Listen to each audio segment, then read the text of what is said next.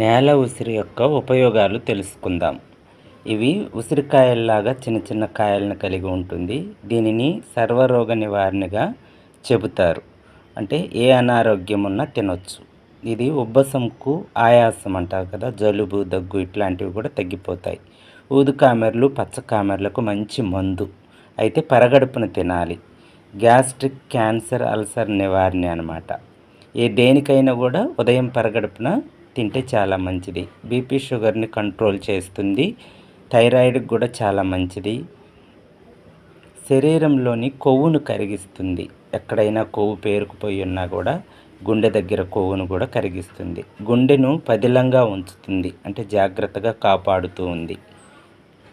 చెమట దుర్వాసన నివారిస్తూ ఉంటుంది.